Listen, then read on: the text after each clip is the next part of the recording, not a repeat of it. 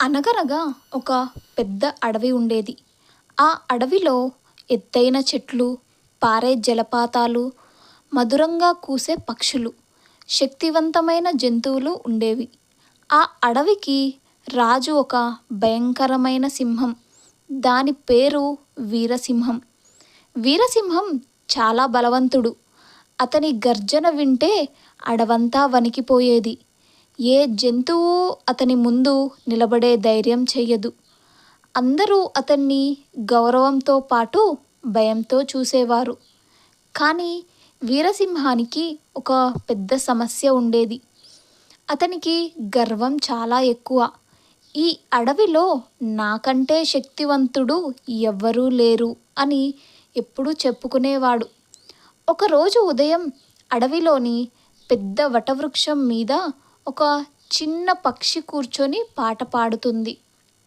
ఆ చిన్న పక్షి పేరు చిన్ని. చిన్ని చాలా చిన్నది, కానీ దాని హృదయం మంచితనంతో నిండిపోయి ఉండేది. అది ఎప్పుడూ ఇతర జంతువులకు సహాయం చేసేది.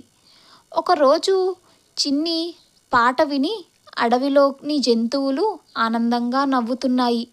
అప్పుడే అక్కడికి వీరసింహం వచ్చింది. ఎవరు ఇంత శబ్దం చేస్తున్నారు అని గర్జించింది. అన్ని జంతువులు భయంతో పారిపోయాయి. కానీ చిన్ని మాత్రం ప్రశాంతంగా చెట్టు మీదే కూర్చుంది.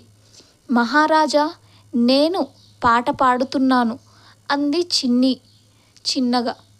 సింహం నవ్వింది. నువ్వు ఇంత చిన్న పక్షి, నీ పాట వల్ల ఎవరికైనా ఉపయోగమా అని ఎగతాళి చేసింది. చిన్ని నవ్వుతూ, పరిమాణం కాదు మహారాజా, మనసే గొప్పది అంది. ఆ మాట విన్న సింహానికి కోపం వచ్చింది. నువ్వు నన్ను ఉపదేశిస్తున్నావా అని గర్జించింది. లేదు మహారాజా, కానీ చిన్న వాళ్ళను తక్కువగా చూడకూడదు అంది చిన్ని.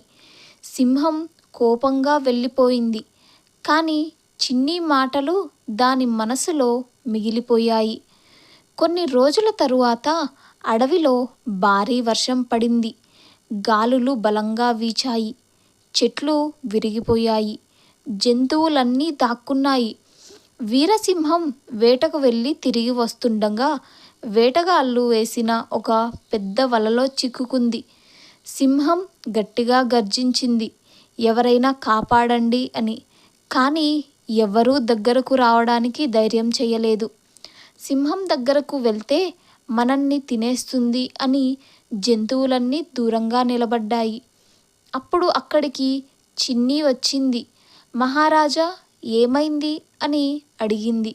సింహం అవమానంగా తల వంచింది. నేను వలలో చిక్కుకున్నాను, దయచేసి సాయం చేయి అంది. చిన్ని వెంటనే తన చిన్న ముక్కుతో వలను కొరకడం ప్రారంభించింది. అది చాలా కష్టమైన పని.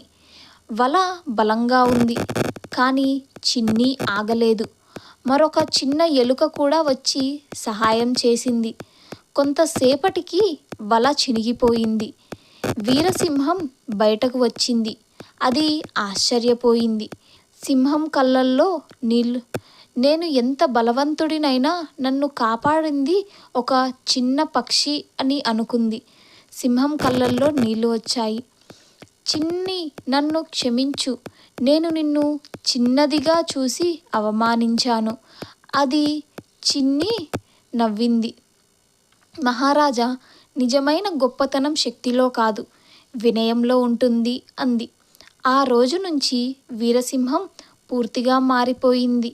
ఇకపై అది ఇతర జంతువులను భయపెట్టలేదు, బలహీన జంతువులను రక్షించేది.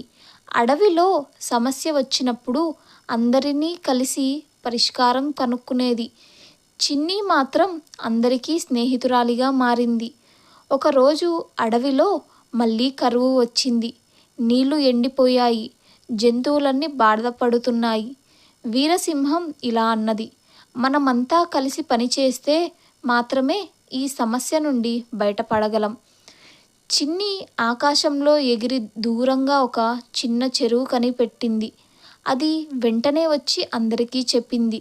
జంతువులన్నీ కలిసి చిన్న కాలువ తవ్వి నీటిని అడవికి తీసుకొచ్చారు. అందరూ ఆనందపడ్డారు. ఆ రోజు వీరసింహం అందరి ముందు చెప్పింది, ఈ అడవిని కాపాడింది నా బలం కాదు, చిన్ని తెలివి మరియు దయ. అన్ని జంతువులు చప్పట్లు కొట్టాయి.